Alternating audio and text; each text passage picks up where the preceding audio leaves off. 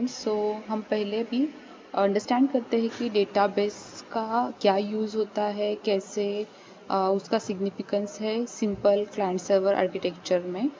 तो पहले हम देखते हैं कि जैसे कि कोई यूज़र है तो वो अगर रिक्वेस्ट करता है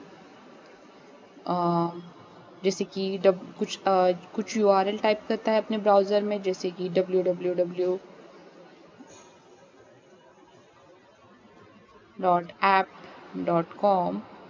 ओके, तो क्या होता है कि वो रिक्वेस्ट है, उसका IP एड्रेस वो चेक करता है कि पहले ही किया होगा और ब्राउज़र के कैशे में होगा, तो वो IP एड्रेस उसको मिल जाता है तुरंत। अगर नहीं मिलता है तो वो रिक्वेस्ट DNS सर्वर को जाती है। DNS सर्वर के पास एक लिस्ट होती है कि हर एक मतलब DNS सर्वर के पास लिस्ट होती है कि डोमेन नेम्स और उसके एसोसिएटेड IP एड्रेस जहाँ पे वो वेब एप्लीकेशंस होस्ट होते हैं।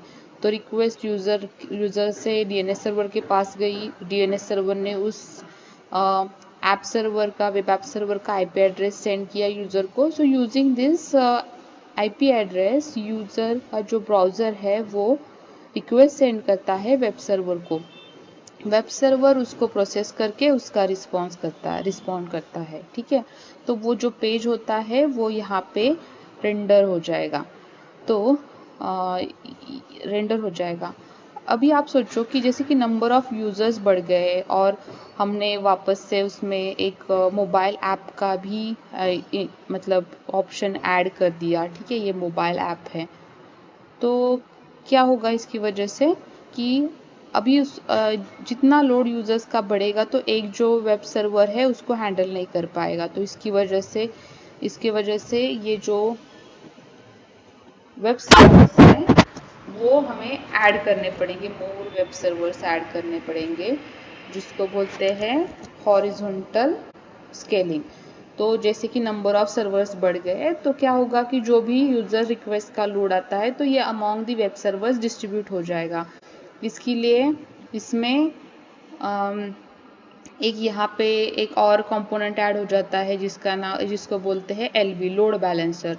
तो ये लोड बैलेंसर ये among the other all the web servers ये जो रिक्वेस्ट का लोड आ रहा है यूजर से वो डिस्ट्रीब्यूट कर देता है। ठीक है, अभी क्या होगा कि बहुत सारे वेब एप्लीकेशंस में यूजर की जो इंफॉर्मेशन है या फिर पास्ट हिस्ट्री है वो एक्सेस करना इम्पॉर्टेंट होता है, क्योंकि अकॉर्डिंगली उसको रिजल्ट शो करने पड़ते हैं या फिर रिस्पॉन्ड करना पड़ता है। तो इसकी वजह से ये DB जो है, जो कि DB server database servers introduce हुआ। जैसे कि हम देख सकते हैं, अगर ये ऑल द सर्वर्स ये एक डेटाबेस सर्वर से कनेक्टेड है तो ये यहाँ पे जो भी यूज़र की इंफॉर्मेशन रहेगी अपडेटेड वो उनको मिलेगी। भले रिक्वेस्ट कोई भी सर्वर प्रोसेस करे, ये डेटाबेस में जो भी इंफॉर्मेशन है यूज़र की वो यूज़ करके वो करेक्ट रिस्पॉन्ड कर देगा यूज़र को। अभी ये DB में ना दो टाइप के DB होते हैं, एक होता है रिलेशनल डेटाबेस, RDB बोलते हैं उसको, और नॉन रिलेशनल डेटाबेस। ठीक है, तो रिलेशनल डेटाबेस है जैसे कि SQL, MySQL, और है जैसे कि Oracle DB है। ठीक है, दूसरा नॉन।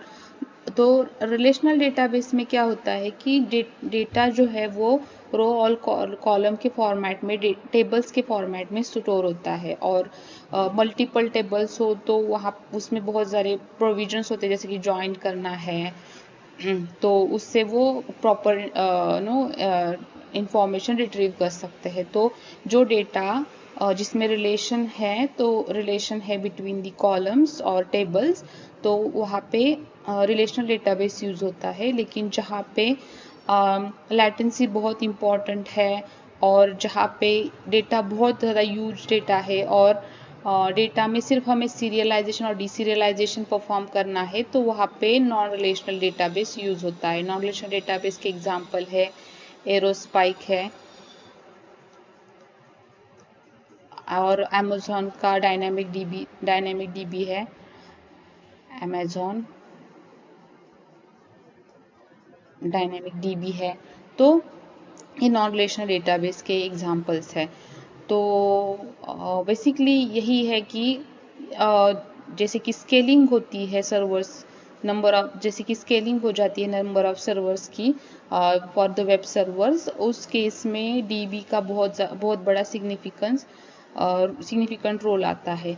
अभी ये डीबी को भी डिस्ट्रीब्यूटेड फॉर्मेट में करते हैं, जिसकी वजह से उसकी अवेलेबिलिटी हो, उसकी रेप्लिका हो, कोई फेल्योर हो तो वो हैंडल हो, वो हम नेक्स्ट टॉपिक में देखेंगे।